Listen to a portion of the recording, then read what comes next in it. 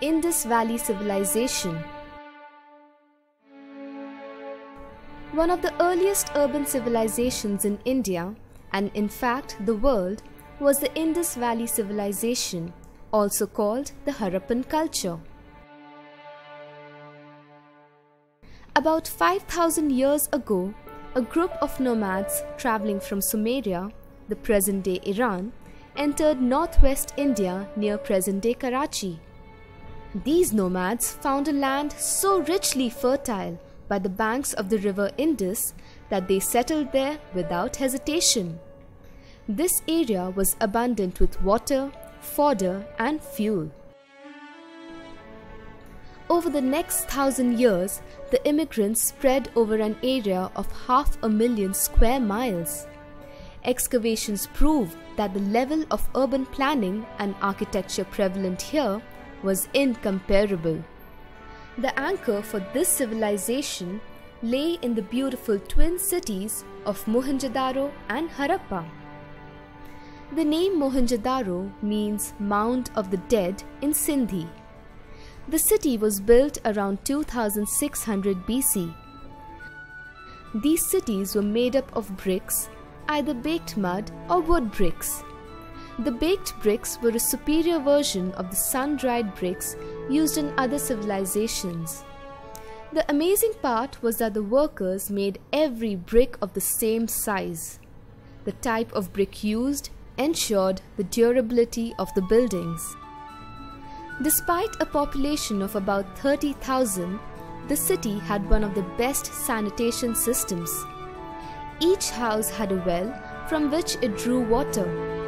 From a bathing room, the wastewater was directed into covered drains along the main streets. Since all the streets were well drained, the city remained dry and clean. This is evidence of a very modern method of sanitation and sewerage. Mohenjo-daro was primarily an agricultural city. It was situated below the great mountain ranges, with rivers flowing abundantly through the land, depositing rich, fertile soil. This made evident the fact that agriculture was the main occupation. Further proof of this is the presence of a large well, a central marketplace, and several granaries in the city. Near the granary was the great public bathhouse known as the Great Bath. Steps led down to a pool lined with bricks in a huge courtyard. The beautiful bath area had a layer of natural tar. This was to prevent it from leaking. In the center of the bath area was a swimming pool. The purpose of the Great Bath was assumed to be for ritualistic bathing. This is a practice followed by Hindus even today. Houses were well protected from noise, odor, and thieves. Each house opened out onto inner courtyards and smaller lanes, so it was safe. Although some houses were larger than the others, the city seemed to promote an equal society, for all houses had the same kind of access to water and drainage. The city had an impressive defense structure in place as well. Though it lacked outer walls, there were defensive towers in the west and south. Since other Indus cities had stronger defense systems in place, it is speculated that perhaps Mohenjo-daro was only an administrative center.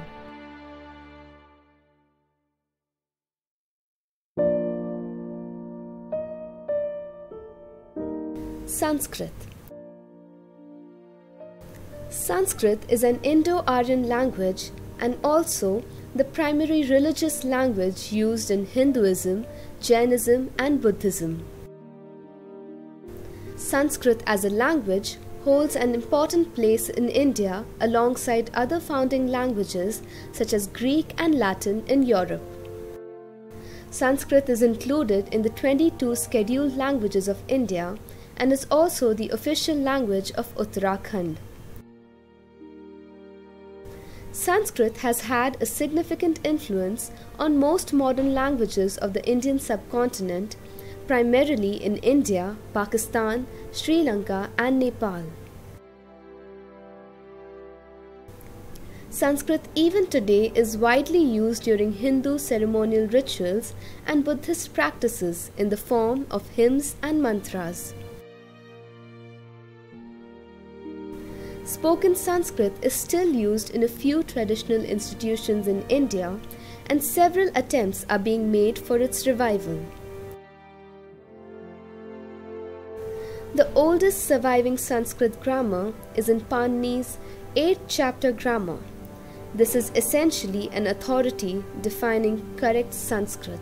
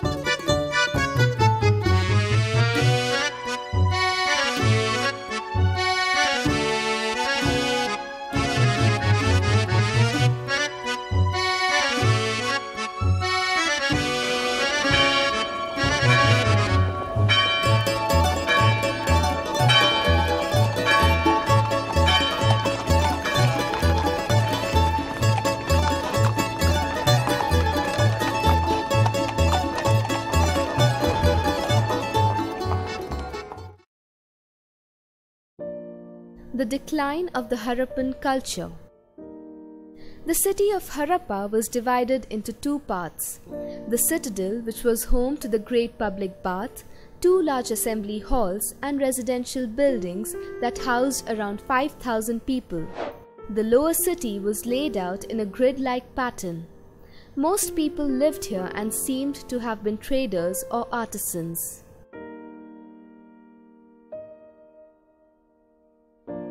The people of Harappa resided with others who were in the same profession as theirs. A variety of artifacts found suggest that the people of Harappa had a wide range of occupations. Goods made in the Indus Valley traveled as far as Mesopotamia, Afghanistan, and other parts of India. Extensive agricultural production and trade with Sumer in southern Mesopotamia supported life at Harappa. Wheat, rice, and a variety of vegetables and fruits were cultivated. The city had good irrigation systems and flood control measures in place. But in spite of this, evidence suggests that Mohenjo-daro was destroyed by severe floods and rebuilt 7 times. The people of Harappa seem to have lived peaceful lives with little fear of invasion. When the Aryans arrived from the northwest, they hardly encountered any resistance. The Harappan people were overpowered by their superior military skills. Archaeologists R.D. Banerjee and Sir John Marshall rediscovered this historic site in the 1920s. A number of artifacts were excavated from the area. The humped Brahmani bull seal, Pashupati, the priest king statue.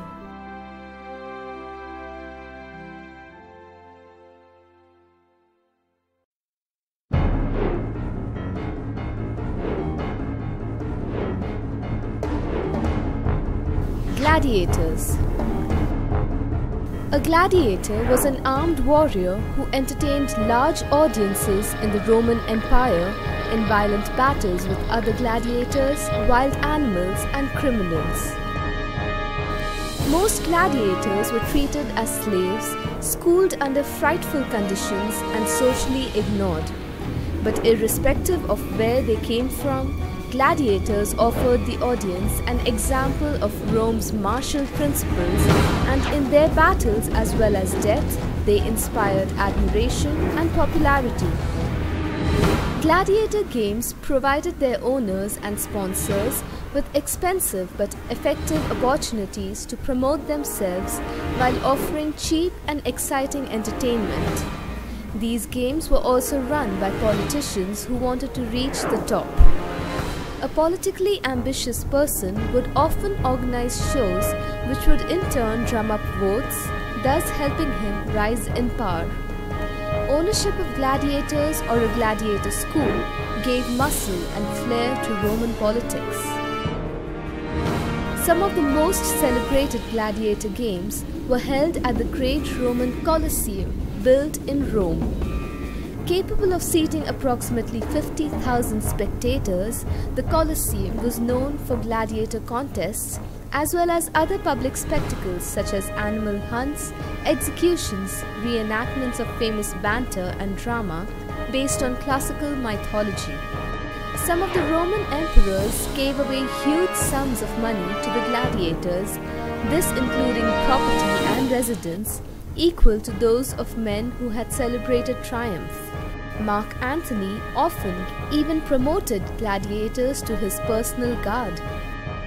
By the 3rd century, the gladiator popularity was no longer at its peak. People could no longer afford a gladiator game.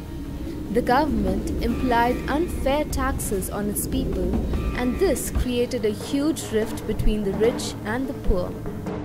Gladiators were finally banned at the turn of the 5th century after Christianity was adopted as the state religion. Gladiatorial games were replaced by theatrical shows and chariot races, the latter remaining extremely popular through the 6th century. Those who were condemned to become gladiators for their involvement in crimes were given jobs at mines. They could now pay for their crimes working without having to shed their blood for it.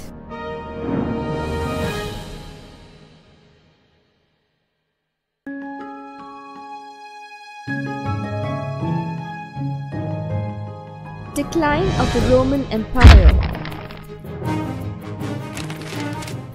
By 476 AD, the western half of the Roman Empire had collapsed. The crisis of the 3rd century was that the entire Roman system, social, military, and economic, collapsed, and the empire began disintegrating. This happened due to a number of different reasons. Unrest among common people. Roman society was divided into free persons and slaves.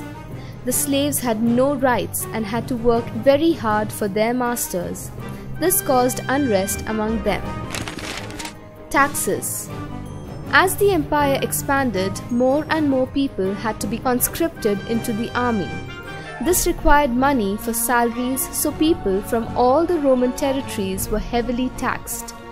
This caused heavy unrest and revolt from some parts of the empire who felt disconnected from the emperor.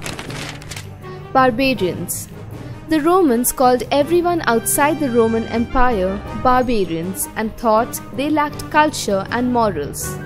However, they had to sometimes enlist their help in protecting their far-off territories where the tired Roman army could not or would not go.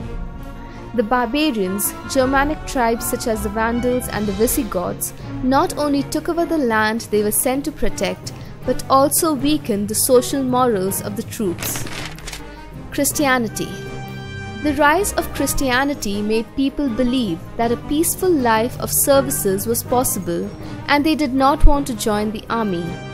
It also taught that all men were created equal in the eyes of God, which threw off the balance of slaves and free persons.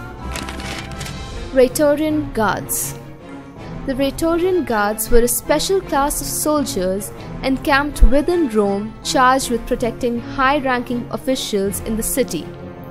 They misused their special powers by accepting money to assassinate emperors, bullied people under them, and on the people whom they were sworn to protect. Their position in society was weakened because of this.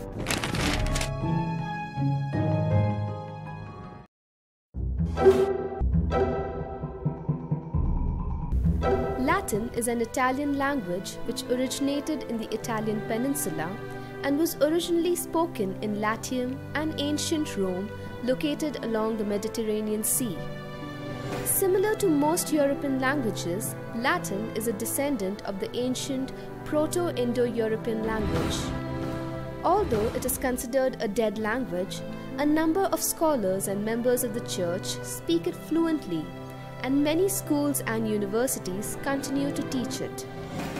Latin is used even now in the creation of new words in modern languages, including English. Latin vocabulary is used in science, academia, and law. A standard, more literate form gained popularity through speeches by the educated during the later stage in the Roman Republic, which is now referred to as Classical Latin. Classical Latin, however, slowly changed with the decline of the Roman Empire as education and wealth became even scarcer. In terms of vocabulary, Latin has a tendency to preserve the original forms of many Indo-European roots. Languages such as Sanskrit, however, tend to be more conservative with regards to grammar.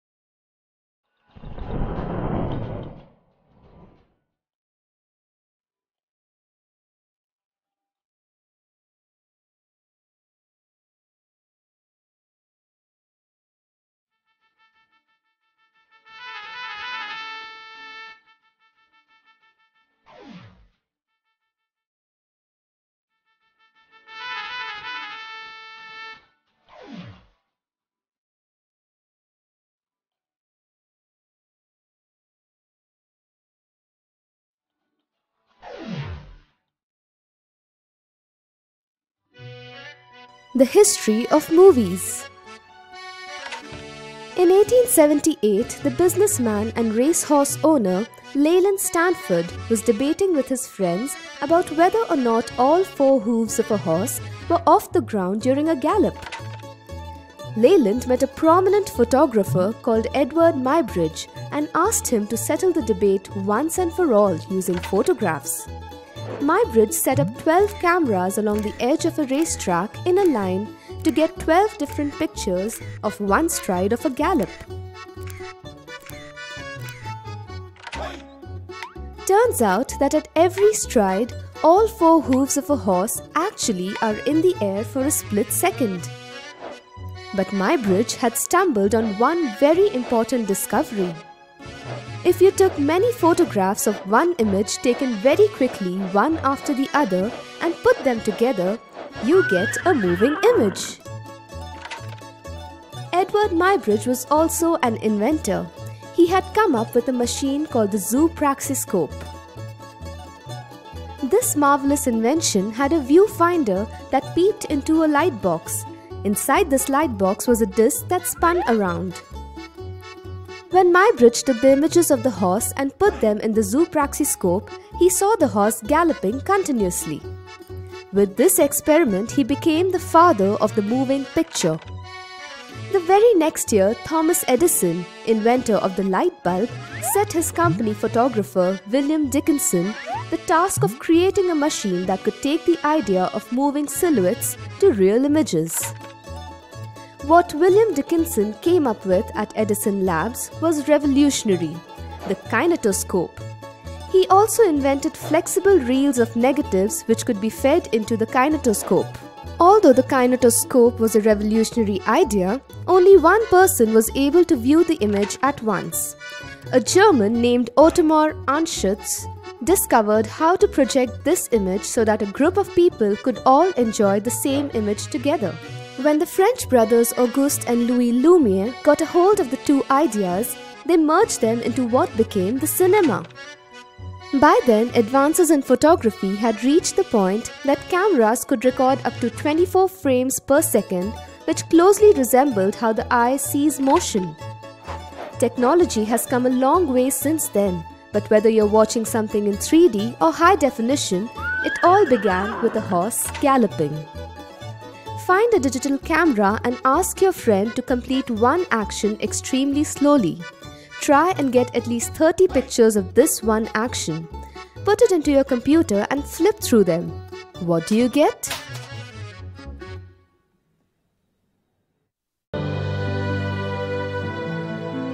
Greek. Greek is an independent branch of the Indo-European family of languages. It holds the distinction for being the longest documented history of any Indo-European language, spanning 34 centuries of written records. Its writing system has been the Greek alphabet for the majority of its history. Greek holds an important place in the history of Europe and Christianity. It was also the language in which many of the foundational texts of Western philosophy, such as the Platonic dialogues and the works of Aristotle, were composed. The New Testament of the Christian Bible was also written in Greek. Greek is the official language of Greece and Cyprus and is included in the 23 official languages of the European Union. The language today is spoken by at least 13 million people in Greece, Cyprus, and other diaspora communities around the world.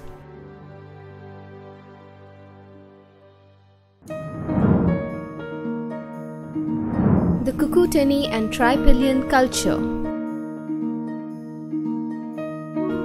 Cucuteni Trypillian refers to an ancient civilization that flourished in the Carpathian Mountains in modern-day Romania, Moldova, and Ukraine that covers over 35,000 square kilometers with over 15,000 people that lived there in settlements about 3 to 4 kilometers apart.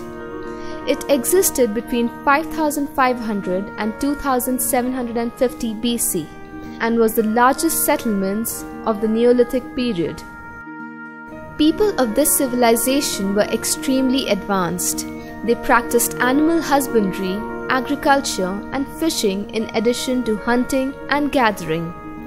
Like in many earlier cultures, women did the stay-at-home jobs like weaving, pottery, and more importantly, threshing and milling the grain, and baking bread while the men made tools and hunted. Their settlements were built close to water bodies, mostly rivers and streams, and some houses were 2 stories high. Common to other ancient civilizations, part of their houses were buried into the ground to prevent invaders from easily spotting their dwellings. From the various sculptures and figurines, we know that Cucuteni Trypillians worshipped goddesses. Because of this, some archaeologists believe that the culture was matriarchal. This means that women held positions of power and inherited and transferred property instead of men. Like most other ancient civilizations, it is almost impossible to say why Cucuteni Trypillian culture declined. It is suggested that the Cucuteni period ended due to natural causes and not wars, since no weapons have been found on the site.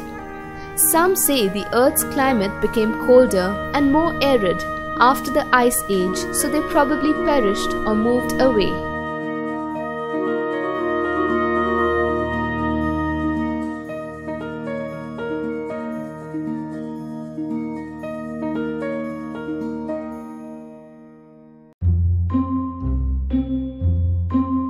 The Lepenski Vir Civilization. One of the earliest known human settlements is at the Lepenski Vir archaeological site in modern-day Serbia. The presence of these early Europeans date back to around 7000 BC, when they first began settling on the banks of the river Danube. There is evidence of a complex, well-planned housing system. The houses were arranged in a horseshoe shape that opened into the river. Archaeologists believe that the space in between was used as a meeting place or town square. There seems to be one large central village that probably housed around 100 people. The population must have eventually grown because a few satellite villages came up surrounding the main one. An interesting factor of each house is that they were all equipped with indoor fireplaces that served as a stove to cook food as well as a source of heat. The Lepenski Vir settlements are important because they give us an insight into the civilization's transition from a nomadic hunter-gatherer way of life to an agricultural one. 7 settlements were discovered at the same site, with 136 different residential buildings being excavated. Their civilization peaked at around 4500 BC. There is evidence of pottery and tools, storage pots, axes, and sickles. An early form of writing called the Vinca symbols has also been discovered, and these are as old as the Greek Dispilio tablets, and at least 1000 years older than the Sumerian Mesopotamian cuneiform scripts. Since their form of writing had not fully developed, we have no way of knowing exactly why these sites were abandoned. Some archaeologists believe that they were not equipped to fight the Proto-Indo-Europeans that came after them, while others believe that they simply evolved and moved on to other places with more suitable conditions of living.